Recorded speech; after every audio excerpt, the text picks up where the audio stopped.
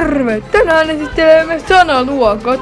Mutta sen jälkeen otamme yhden kisan näiden pusseen kanssa.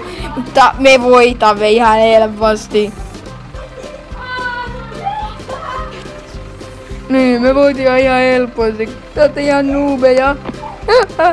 Ihan nuubeja te ootte. Ette te ota mitään. Me kerromme teille verbeistä. Verbit ovat bussilla ajamista, hevosella ratsastamista, syömistä, vessassa käymistä. Ja adjektiivit ovat niin kuin, että millainen joku on. Ja esim. Minä olen kaunis. Niin, se on esim. Adjektiivi. Ja hän saa esitellä verbi. Ne esiteltiin jo. Ai niin, substantiivit ovat kaikkien asioita.